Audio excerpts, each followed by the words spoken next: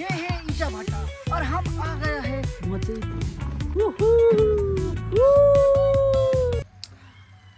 फेरि पनि आजको दिन म फेरि घुम्न भनेर निक्लेँ।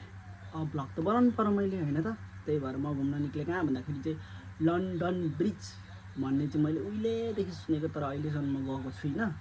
यही गाउँदेखि अलिकति मात्र पर भन्ने जस्तो सुनेको छु। अब गएर हेरौँ कतिको टाढो रहेछ, कस्तो रहेछ, रमाइलो छ। मैले त म्यापमा हेरेको लामो थियो, अनि बोक्रा खोलामा पर्दो रहेछ, अनि राम्रो छ भन्ने धेरैको मैले सुनेको छु मुखबाट। अब जाउँ न त कस्तो हुँदो रहेछ होइन। स्कुटी भएपछि नजानु त होइन, जानु पऱ्यो नि। Let's go. म चाहिँ त्यही झुलिङ्गे पुल जानको लागि, त्यही ब्रिज हेर्नको लागि, ब्रिजै भन्छ होइन, त्यही झुलिङ्गे पुल हेर्नको लागि चाहिँ फेरि मैले अर्को झुलिङ्गे पुल पनि तरेर जानुपर्छ क्या। म चाहिँ अनि घरदेखि आएँ, अनि यो हो अर्को झुलिङ्गे पुल। यो चाहिँ सामान्य सानो झुलिङ्गे पुल हो। अब यहाँदेखि म स्कुटी लिएर सरर जान्छु।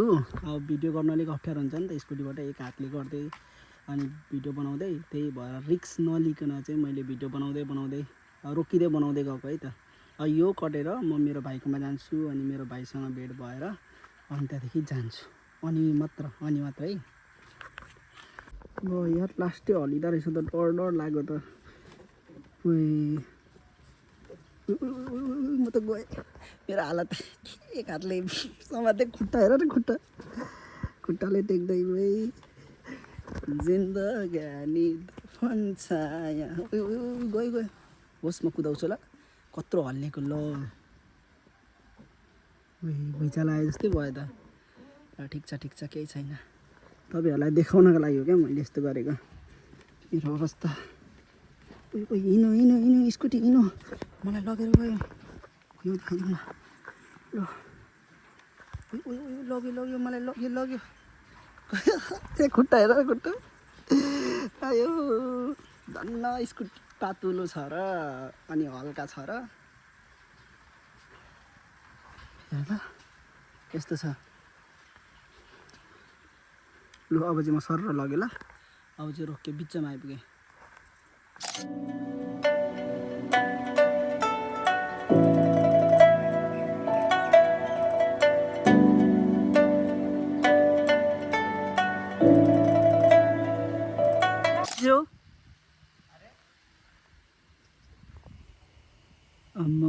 हेर न,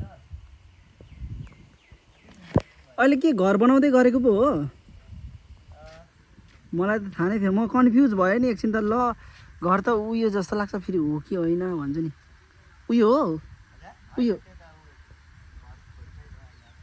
मतलब तिमीहरूकै होइन पहिलेको होइन? ए ल है त, हामी जाँदैछौँ।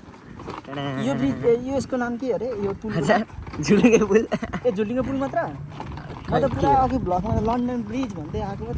लन्डन ब्रिज त कहाँ यहाँ त रमाइलो छ है, रमाइलो छ। शीतल मैले त म्यापमा मात्र हेरेको। म्यापमा के लेख्थ्यो? म्यापमा खोइ के उयो लेखेछ हौ यहाँ। ठुलो खै के देखान्छ?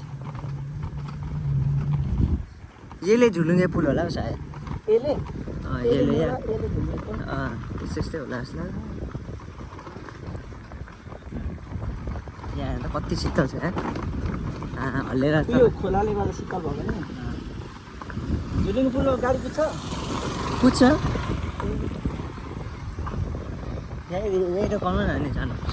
यहीँ रोकाएर हिँड्दै जानुपर्छ नि। कहाँ अनि यो लगेर जानु? उयो राखौँ न त,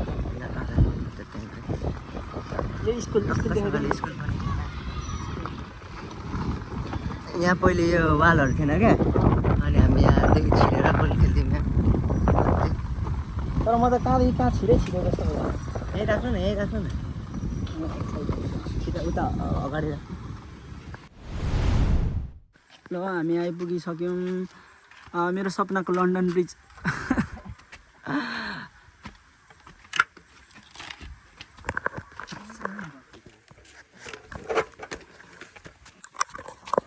वाह कति लामो यार। यो के हो भने पुरै जङ्गल छ त।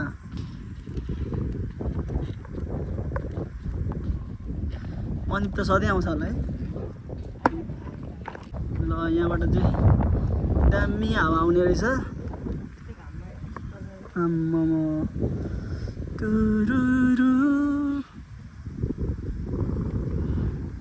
पर त झन् कस्तो दामी देखेको खाली ल है त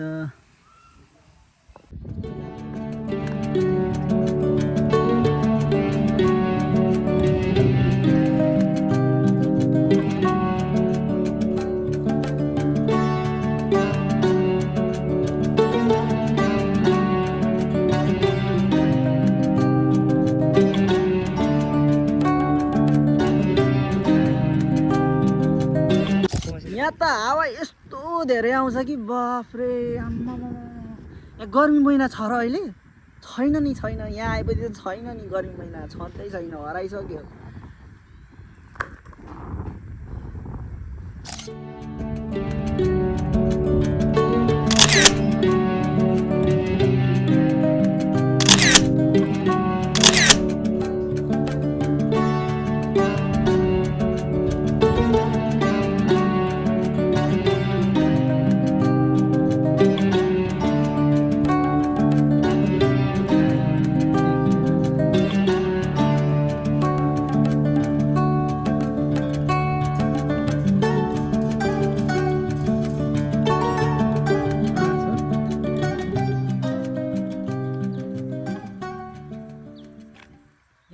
इटा भट्टा चाहिँ फेरि दुईवटा रहेछ यो एउटा भयो एउटा चाहिँ फेरि उता रहेछ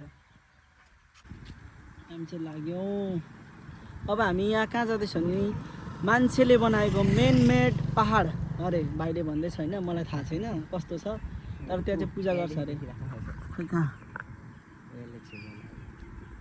वा कस्तो दामी ठाउँ रहेछ त भाइ उता हेर न कस्तो राम्रो ठाउँ कुन ए चाहिँ यही ल मेड पहाड हेर यो पिपलको रुखहरू चाहिँ दामी दामी रहेछ ठाउँ चाहिँ यो मान्छेले बनाएको भन्दा नि यहीहरू मेड पहाड अनि यहाँ त च्यानघारी रहेछ नि त च्यानघारी होइन हौ पूजा गर्ने ठाउँ भन्दैछु ए यसरी त हेर्नु होला एकताल म यहाँ सम्झौँ न के छ यस्तै छ रोडै रोड यस्तै रोड छ पहाडमा छु जस्तो भयो त नि अब अहिले चाहिँ हामी इटा भट्टा हेर्नु आएको कस्तो हुँदो रहेछ भनेर है म चाहिँ अहिलेसम्म आएको छुइनँ यसरी हुँदो रहेछ यार ये है ईटा भट्टा और हम आ गया है इस ईटा भट्टा के दर्शन करने के लिए म पहिलोचोटि यसरी इटा भट्टामा आइरहेको छु होइन अनि एकदमै नयाँ नौलो र रमाइलो लागिरहेछ यो सबै हामी अहिले इटामाथि छौँ म अहिले इटामाथि राज गरिरहेछु हुन्छ होला यस्तो छ इटा भट्टा म त कस्तो गनायो है आउनु हुन्थ्यो कि हुँदैन थियो केमिकल एक्सप्लोज गरिरहेको लागि बोइ इटा भट्टा कस्तो गनायो तर इटा डढेको के गर्ने यहाँ हेर नि इटाहरू सबै आधी उधी लगेर घर झन् लडिन घर पो बनाऊँ कि क्या हो यहाँबाट आमामा इटाको उयो भत्किँदैन भत्किने भए त भत्किहाल्छ ए इटा भट्टा इटाहरू त भित्रभित्र सर्प लुकेको त हुँदैन नि यो चाहिँ पाकेको इटाहरू हो अब यहीँबाट चाहिँ इटा बेच्छ मान्छेहरूले यहाँको मान्छेहरूले आज मजाले घुमिँदैछ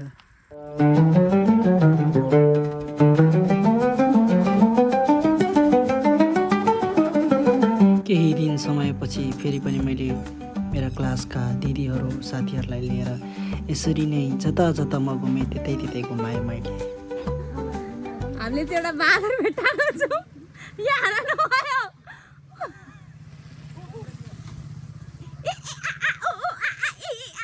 कसरी रहेछ न